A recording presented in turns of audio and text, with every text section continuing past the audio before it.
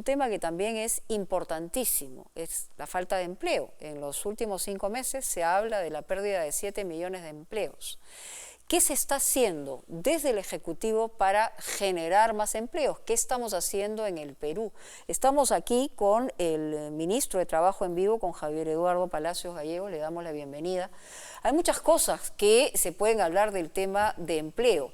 ¿Qué tipo de empleo, además, en una circunstancia de pandemia, y qué va a pasar y cuáles son los perfiles para más adelante? Pero cómo los peruanos en este momento están afrontando la necesidad de tener un trabajo, de tener una chamba, cualquiera sea, en circunstancias informales, en circunstancias formales. Jorge Det se adentra en el tema. Le pido, ministro, compartir con usted este reportaje y luego conversamos. Hola, soy Francisco Hermosa, soy estratega de contenido y redes sociales, soy publicista digital, tengo más de 12 años de experiencia de trabajo en agencias del medio y estoy buscando trabajo como muchos en esta cuarentena. Desde hace 5 meses, Francisco Hermosa es uno de los más de 6.720.000 peruanos que se quedaron sin empleo en plena pandemia. Al quedarte sin trabajo es una pérdida, ¿no? Y en mi caso fue todos los planes que hice futuro se fueron al hoyo. Puedo haber tenido el privilegio de la educación, genial, pero ¿qué hago si es que no hay trabajo en ningún lado? Según el Instituto Nacional de Estadística e Informática, en el Perú se han perdido casi 7 millones de puestos de trabajo en apenas 5 meses. Esta noche, en Punto Final, un acercamiento a una de las peores crisis económicas de los últimos 30 años que ha afectado seriamente el bolsillo de todos los peruanos, sin excepción. Nuestra economía ha decrecido más que en otros países, ¿no? Recuerda que tanto el Fondo Monetario como el Banco Mundial, como el Banco Central de Reserva a nivel interno, han proyectado que el Perú va a decrecer en su economía a nivel de PBI entre un 12 y un 14%. ¿no? Que es de las 5 peores economías del mundo.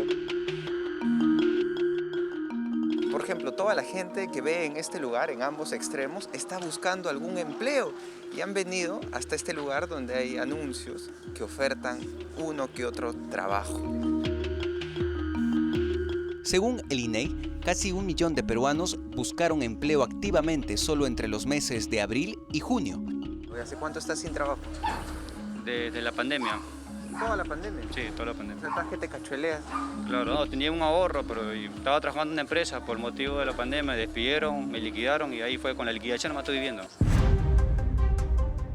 ¿Ya has encontrado algo que te interese acá? No, y todos están ocupados, todos están ocupados. ¿Cuál has llamado, por ejemplo? Yo llamo lo que es ayudante cerrajero, maestro cerrajero, todo lo que es soldadura, está ocupado todo. Cada vez hay más gente buscando trabajo, entonces esto se vuelve un embudo. Hay muchísima gente queriendo entrar a trabajar y mucho menos puestos de trabajo que se están ofertando. Para decenas de peruanos, estas esquinas se han convertido en ventanas de oportunidades. Desde muy temprano, gente que busca trabajo se abarrota en torno a estas pizarras. El dueño de esta improvisada agencia de empleos de barrio es un hombre de 64 años, quien gana un sol por cada anuncio que publica. Y hasta aquí, como abejas al panal, llegan personas de todas las edades, todos desempleados. Realmente que tengo que buscarla, porque si no, no tengo con qué comer. Tengo que buscarla porque ahí por la edad ya no nos dan trabajo. ¿Qué le dicen cuando usted va a buscar trabajo? Porque ya no le podemos darle el trabajo. ¿Por qué? Porque tiene 60 y tantos años. Necesita de ser maestro, carpintero y pintor. Bueno, acá el señor León Curi, de más de 60 años, está buscando trabajo como todos los días. Él ha visto un anuncio ahí. En estos momentos él está llamando y esta es su rutina, su día a día. Vamos a ver qué cosa le dicen. Sí, buenos días, disculpe sobre el aviso que acá ha puesto, acá necesita maestro, carpintero y pintor.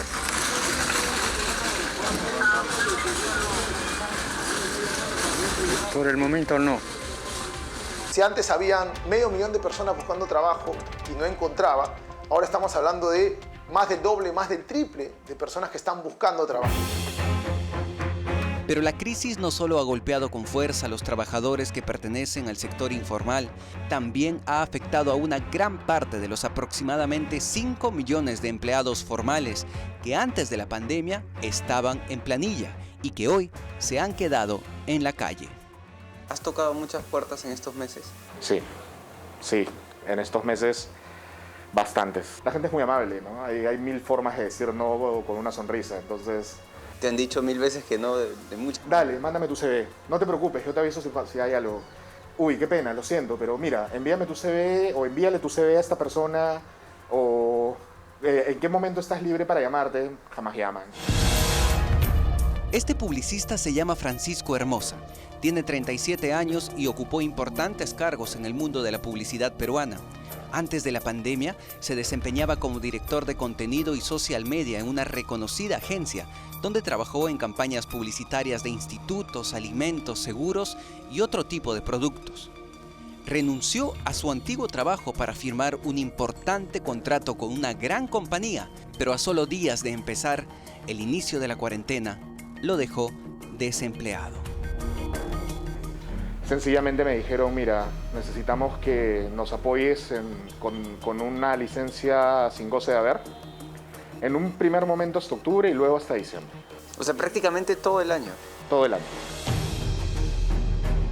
Y lo crítico es que, producto de la quiebra de empresas, ¿no?, y la reducción del personal de muchas otras, o la suspensión perfecta en otros casos, la gente está trabajando básicamente en la informalidad. Entonces, esta informalidad que era 70% podría llegar a niveles hasta, no sé, de 80% más, lo cual es perjudicial para el trabajador porque no tiene derechos laborales, no tiene salud, no tiene vacaciones, no tiene gratificaciones, no tiene CTS. Como Hermosa, son millones los peruanos que intentan superar el mal momento e ingeniárselas trabajando en otros rubros para cumplir con sus obligaciones. Son millones los peruanos que han echado mano de sus ahorros, dinero que estiran y tratan de dividir para pagar las cuotas del carro, el alquiler del departamento, las deudas del banco, el pago de servicios, los gastos médicos y otros imprevistos.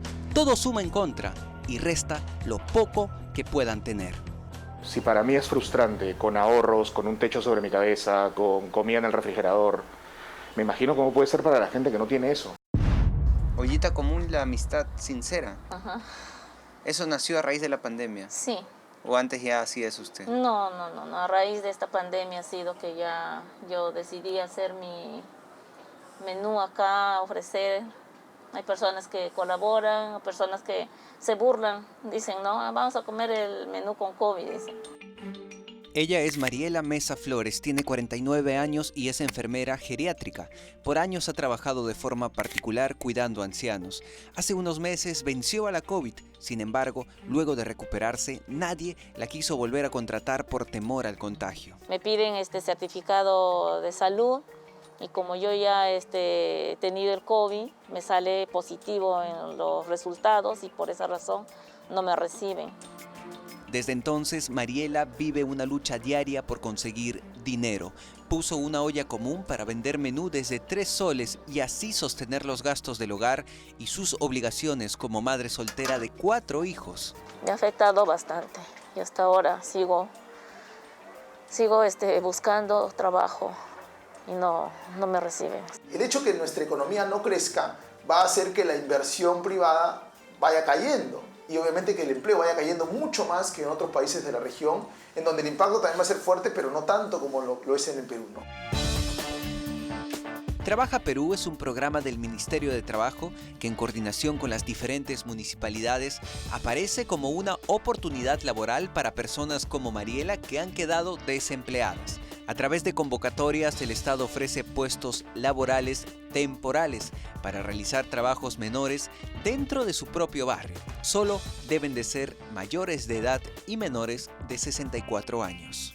Por ejemplo, ahorita estamos en el Parque La Pedrera, ¿no? Y estamos en una loza deportiva. La mano de obra no calificada es convocada por este programa para hacer tareas como el mantenimiento, refacción de las rejas, el pintado de, las líneas acá de la cancha, el cuidado de las áreas verdes, la limpieza, el mantenimiento y el pintado en general. Señora, ¿cuánto tiempo usted ha estado sin trabajo? Toda la pandemia no he trabajado, estoy en mi casa. Así nomás no hay trabajo realmente. Yo también he buscado por varios sitios por querer trabajar, ¿no? Para ayudarme, porque tengo una niña de 8 años. Estas mujeres de 50 y 58 años son trabajadoras independientes. Durante la pandemia se quedaron sin ingresos y no han parado de buscar trabajo. Ambas deben sus recibos de luz y alquiler. El programa Trabaja Perú les ha dado una oportunidad laboral al frente de su casa, sin gastar en pasajes ni alimentos, y ganar 39 soles al día. Hay que tener claro que estos son empleos temporales. La municipalidad convoca, cumple una cuota solicitada por lugar de intervención y ya con la gerencia a cargo de la implementación, por ejemplo en el Parque La Pedrera, Servicios a la Ciudad, hay un acuerdo entre ellos para el pago de 39 soles e incluso incluye una póliza de seguro por el tiempo que dura la intervención. Bueno, y usted se preguntará de qué manera puedo participar en los proyectos o en los trabajos temporales del programa Trabaja Perú. Pues es muy simple, usted tiene que esperar que representantes de la municipalidad vayan hasta su casa a entregarles estos volantes en donde se ofertan los pequeños trabajos. Por ejemplo, ahí vemos a personal de la Municipalidad de Lima repartiendo los volantes. Otra iniciativa que usted debe de aprovechar es la que inicia este 7 de septiembre. La Municipalidad de Lima lanzará la primera Feria Virtual del Empleo, donde 35 empresas ofertarán 500 puestos laborales. Además, el Ministerio de Trabajo anunció esta semana la implementación del portal Empleos Perú, una plataforma que ofrece más de 700 puestos de trabajo en todo el país. Concentradas en esta primera fase, principalmente en regiones como Lima, Ica y Lambayeque, con remuneraciones que van desde el sueldo mínimo hasta los 8.000 soles. En los próximos 3 meses usted podrá postular ingresando sus datos personales en www.empleosperú.gov.pe. El desempleo en nuestro país ha pegado fuerte y ha afectado a estudiantes que hoy no tienen cómo pagar su universidad, a padres de familia, empresarios, trabajadores formales e informales. Estamos frente a una ola que golpea en plena recesión, pero los peruanos no somos de rendirnos. El gobierno tiene en sus manos la posibilidad de diseñar estrategias que nos permitan salir de esta crisis y de la lista que nos ubica entre las 5 economías más golpeadas del mundo.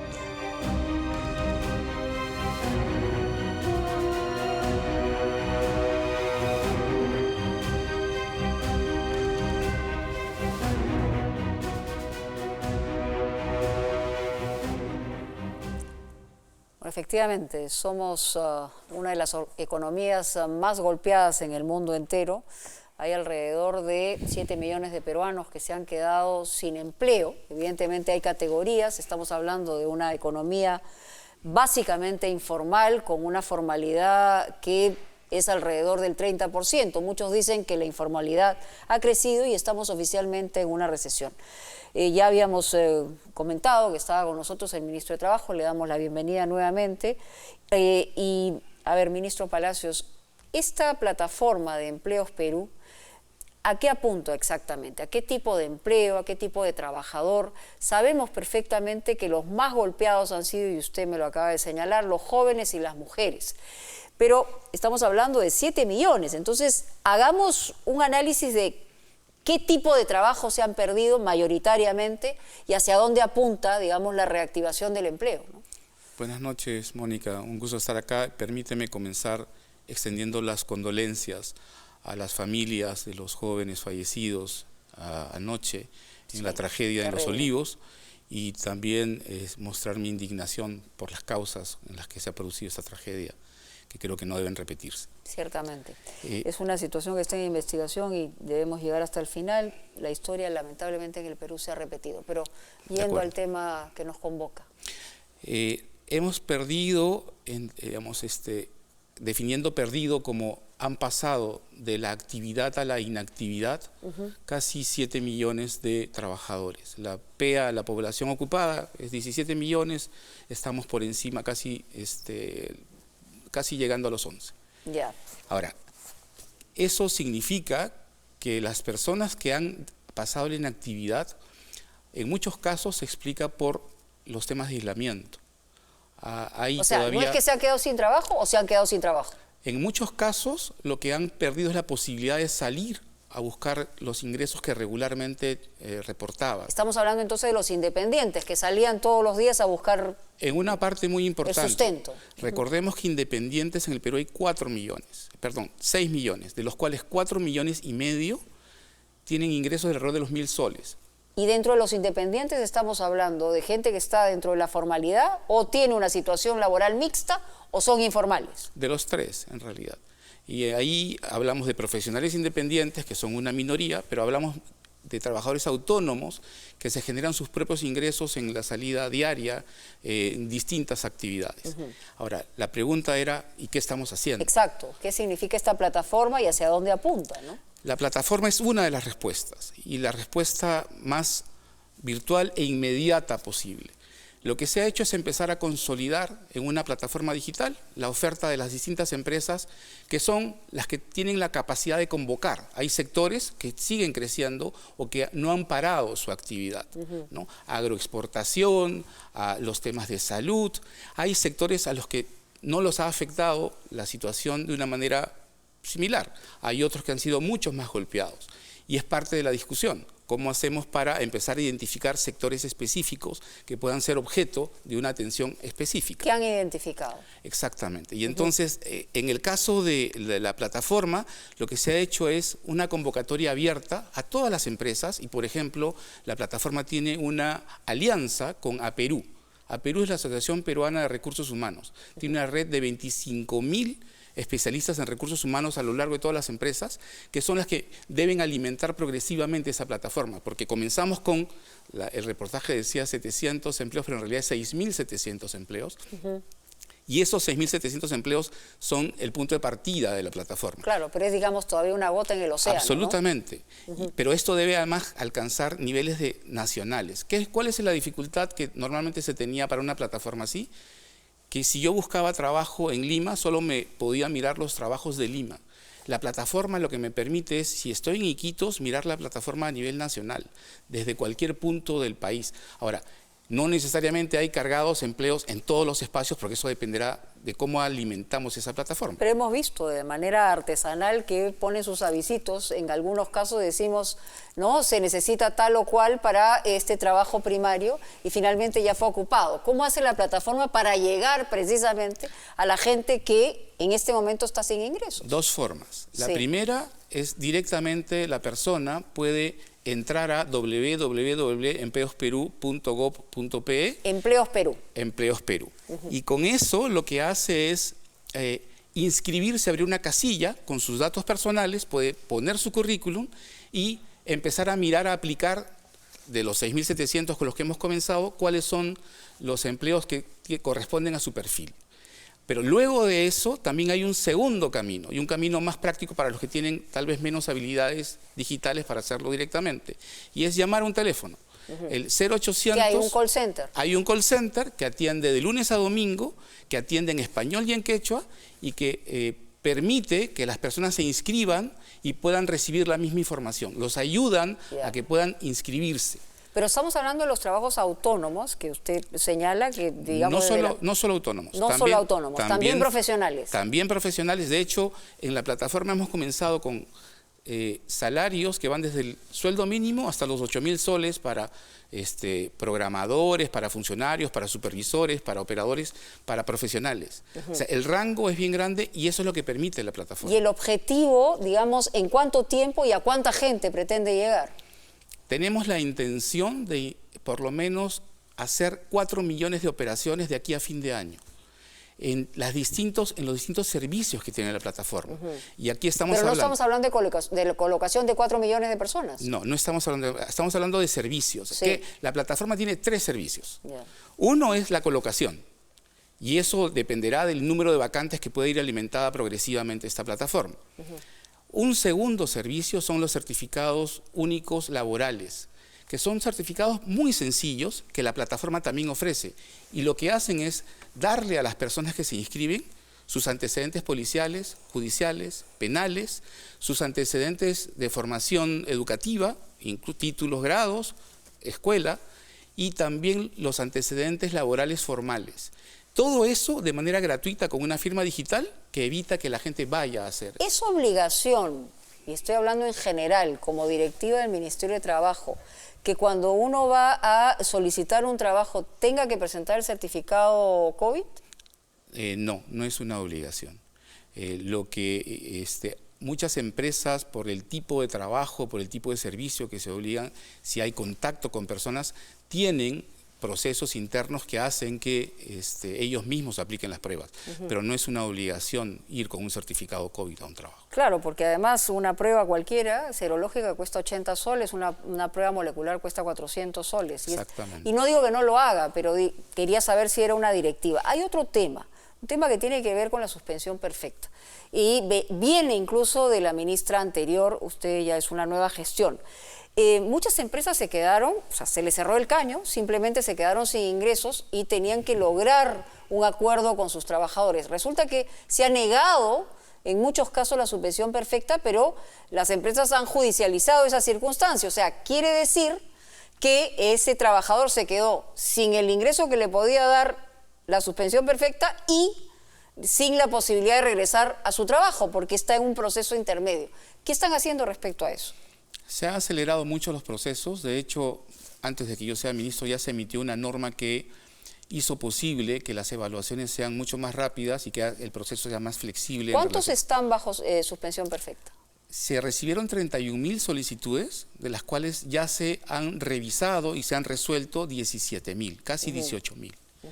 De esas 18.000 se han aprobado 7.500 y hay 9.000 que se han rechazado. Hay 1.100 aproximadamente que no se han pronunciado. ¿Y los rechazos son básicamente por qué? ¿Porque han mentido, digamos, a la hora de solicitar las empresas y tienen los ingresos para mantener a sus trabajadores? ¿O cuáles han sido las razones de la negativa? Fundamentalmente en este proceso que estuvo diseñado inicialmente porque no acreditaban ningún medio alternativo al momento de solicitar la suspensión perfecta, discutir con los trabajadores qué alternativas tenían, o porque no podían, las pequeñas empresas en particular no respondían a los requerimientos de información a través de las casillas o los correos que habían señalado.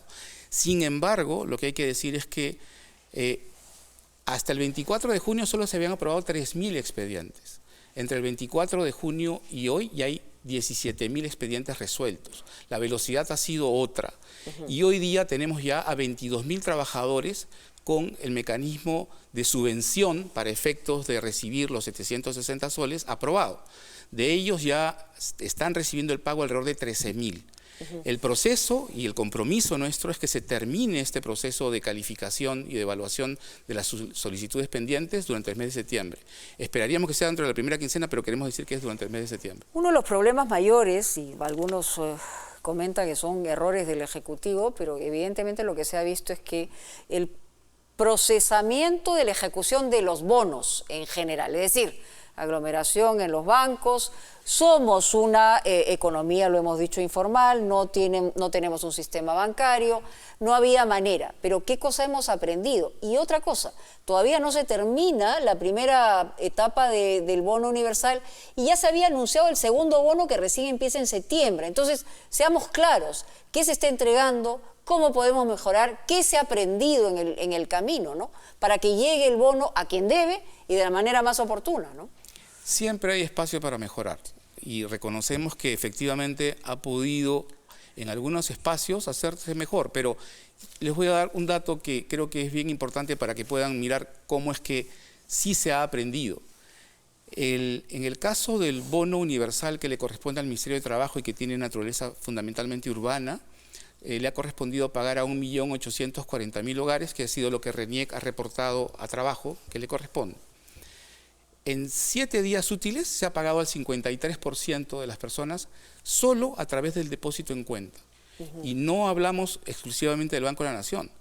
Los bancos privados han participado de una manera activa, proactiva, absolutamente cercana, y han permitido que se pague a 1 millón de personas, 980.000 para ser exactos, de ese 1.800.000 en 6 días útiles depositándoles en las cuentas, incluyendo al Banco de la Nación. El resto son personas que están siendo derivadas a la banca móvil. Y en la banca móvil lo que hay que recordarle al público que es objeto del beneficio del bono, es que no necesariamente tiene que ir a una ventanilla, ni siquiera a un cajero electrónico para cobrar. Sí. ¿Qué tiene que hacer con el teléfono? El teléfono lo que le permite es, acreditada su identidad a través de la validación que hace RENIEC del teléfono y del titular del bono, le envía un código para que vaya a la banca móvil. En la banca móvil le envían el set para hacer el retiro y le mandan un código que dura 2 días y le permite acercarse a cualquier agente corresponsal o cajero. Y agentes corresponsales, en el caso del Banco de la Nación hay 5.500 a nivel nacional. Y eso ha significado en regiones, es un mecanismo más importante que el pago a través de ventanilla. Y lo que estamos haciendo para la siguiente fase es incorporar... ¿Que empieza cuándo, la siguiente fase? Estimamos que hacia la segunda semana o la tercera semana de septiembre. O sea, la segunda fase del bono no vayan a ninguna parte hasta la segunda semana de septiembre, porque el problema que hemos visto en la semana pasada ha sido tremendo y ha sido confusión que se ha generado por el anuncio.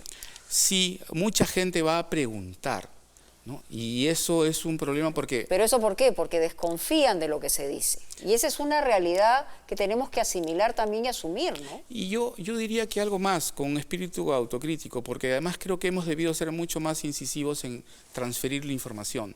A veces la información está disponible, pero algunas personas tienen dificultades o su propia ansiedad hace que vaya a preguntar, sabiendo incluso la fecha o el mecanismo a través del cual se va a pagar. Lo que quería contar es que para cerrar esta parte de cómo podemos extender las redes, es que ya no solamente es banca móvil, ya no son agentes corresponsales, cajeros electrónicos, las ventanillas del Banco de la Nación y de los bancos eventualmente que puedan participar en esto, sino también las cajas municipales, a las que estamos involucrando también. Hay un tema también importante que involucra a varios ministerios. Estamos hablando del Ministerio de Economía, pero también tiene que ver con su ministerio y tiene que ver con lo que se está discutiendo en el Congreso sobre el tema de la ONP. Se ha hablado de que el Ejecutivo quiere dar un paso hacia adelante en el sentido de un bono ONP, es decir, con cantidades diferentes, hasta 1.600 soles. ¿Cuál es la propuesta del Ejecutivo, digamos? Porque lo otro generaría un problema muchísimo mayor, ya se ha explicado hasta el cansancio, pero el Congreso va a debatir esa iniciativa de todas maneras, ¿no? La propuesta del Ejecutivo, independientemente del detalle de los montos, es que se actúe con responsabilidad. Algunos datos que creo que deben ser parte de la discusión. De los 4.700.000 aportantes al sistema de pensiones de la ONP, 1.300.000 son bonistas, son personas que han recibido el bono. Hay otro 1.300.000 que tienen acreditados ingresos regulares. Y lo que es más, 1.600.000 tienen aportaciones por debajo de los 750 soles. Estamos hablando de casi 1 millón, menos de 250 soles, alrededor de 300.000, entre 250 y 500, y la diferencia hasta 750. Correcto. Los montos son muy pequeños y eso, lo que quiero decir con esto es que la responsabilidad con la que debemos tratar este tema debe ser a partir de información precisa de cuál es la situación de esas personas a las que se les pretende trasladar el retiro total de sus pensiones, con un añadido muy importante.